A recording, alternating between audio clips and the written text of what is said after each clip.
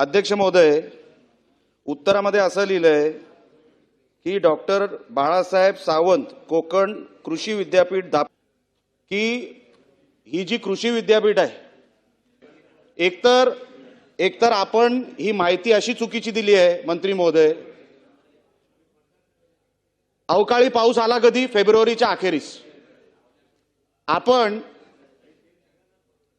कृषी अधिकाऱ्याला जे पत्र पाठवलं आयुक्तांकडे ते 27/3/2026 ला पाठवलं। त्याच्यानंतर परत एकदा एप्रिल महिन्यामध्ये आपण पाठवलं। अवकाळी पाऊस अध्यक्ष महोदय आलाय कधी? फेब्रुवारीच्या अखेरीस। पंचनाम्याची मागणी कधी केली डिपार्टमेंटनी? 27/3/2026।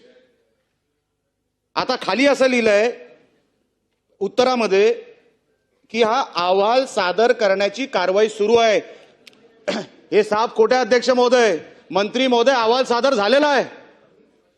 16/6/2026 ला अहवाल सादर झालेला आहे।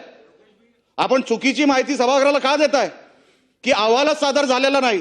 आमच्या सिंधुदुर्ग जिल्ह्यामधून कृषी अधिकाऱ्यांनी कृषी अधीक्षकांनी अहवाल वरती पाठवलेला आहे 16/6/2026 मध्ये। मग आपण उत्तरामध्ये असं का देताय की अहवाल झालेला नाही? आता पंचनाम्याची तुम्ही पंचनामा केलाय कधी? 27/3/2026। साहेब 3.5 महिने लागतात पंचनाम्यासाठी। सिंधुदुर्ग जिल्हा आहे केवढा? 3 साडेतीन महिने। हे पण आता का अहवाल पाठवला? आता अधिवेशन सुरू होतंय म्हणून।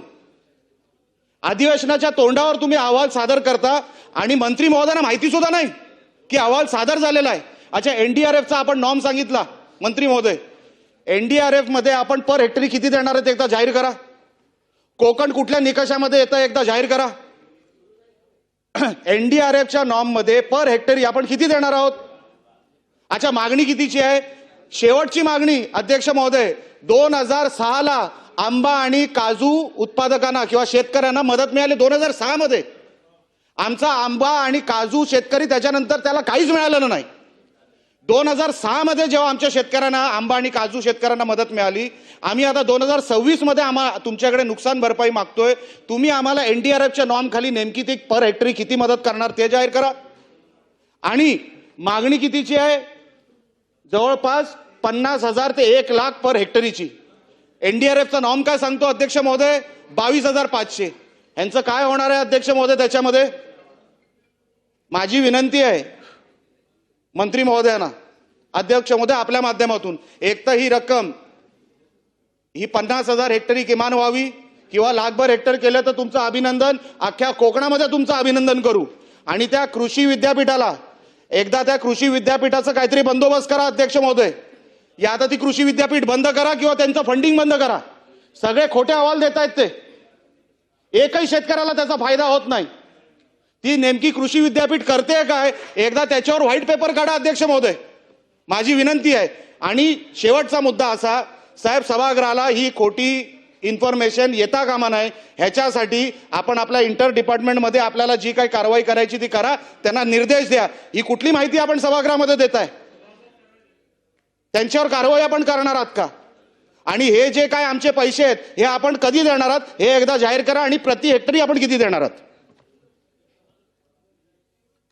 चला मंत्री अध्यक्ष महोदय, खरं तर निलेश राणे साहेबांनी हा जो कोकणातला जो प्रश्न आंबा काजू बागायतदार शेतकऱ्यांच्या नुकसान भरपाईचा जो प्रश्न विचारला तो खरं तर अत्यंत महत्त्वाचा आहे आणि शासनाला याचं गांभीर्य आहे।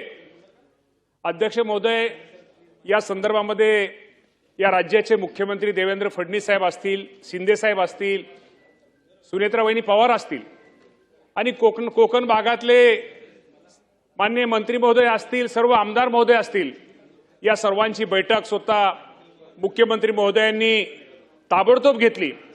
आणि राणे साहेब म्हटले त्याप्रमाणे गोष्ट खरे की या बाबतीमध्ये निश्चित प्रकारे या सर्वांना जे शेतकरी आहेत त्या शेतकऱ्यांना कुठेतरी चांगल्या प्रकारची नुकसान भरपाई मिळावी ही त्यांची मागणी होती। आणि त्याप्रमाणे या राज्याचे मुख्यमंत्री देवेंद्र फडणवीस साहेबांनी ताबडतोब तिथे निर्देश दिले होते की या बाबतीमध्ये लवकरात लवकर या शेतकऱ्यांना बागायतदारांना मदत मिळाली पाहिजे। आणि त्या संदर्भामध्ये आपल्या माहितीसाठी सांगतो की आज आंबा व काजू पिकात झालेल्या नुकसानीबाबत शेतकऱ्यांना अर्ध देण्यासाठी आपण जे NDRFचा राणेसाहेब तुम्ही ही विचारला की किती मदत मिळते, तर आपल्या सर्वांना माहिती आहे की साधारणतः NDRFचा नियम हा सगळ्या राज्याला सगळ्यांना सारखा असतो आणि त्या बाबतीमध्ये साधारणतः ती 22,500 रुपये असे हेक्टरी मदत होती असते आणि संपूर्ण आपल्या कोकणाचा जर विचार केला, सगळ्या आपण जिल्ह्याचा जर विचार केला, त्यामध्ये साधारणतः 209 कोटी रुपयाची मदत ही NDRFच्या माध्यमातून लवकरात लवकर ही आपल्या शेतकऱ्यांना दिली जाईल. यामध्ये जर आपण जिल्ह्याचा जर विचार केला तर साधारणतः ठाणे जिल्ह्यामध्ये 4,669 शेतकऱ्यांना त्यांचं क्षेत्र थोडं ठाण्यामध्ये कमी आहे, 295 हेक्टर, त्यांना 4,84,00,000 रुपयाची मदत अपेक्षित आहे.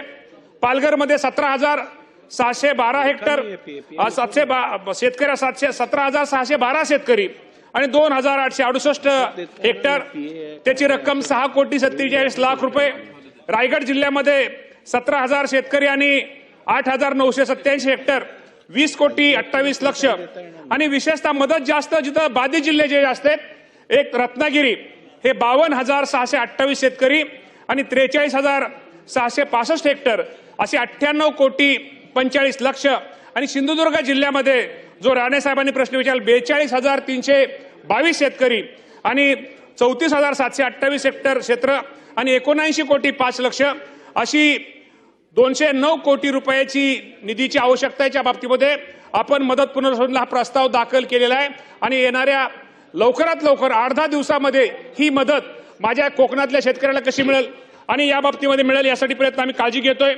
दुसरं आपल्याला माहित आहे की मुख्यमंत्र्यांनी ज्यावेळेस बैठक घेतली आणि विमा कंपनीचे प्रतिनिधीला आपण त्या बैठकीला बोलवलं होतं आणि त्याप्रमाणे त्यांनी मुख्यमंत्र्यांनी निर्देश दिलेले, त्याप्रमाणे कोकण विभागातील आपला आंबा काजू उत्पादक शेतकऱ्यांना हवामान आधारित फळपीक विमा योजनेतून साधारणतः 71,000 शेतकरी 71,854 शेतकऱ्यांना 217 कोटी रुपयाची नुकसान भरपाई ही विमा कंपनीकडून अध्यक्ष महोदय ही मंजूर झालेली आहे.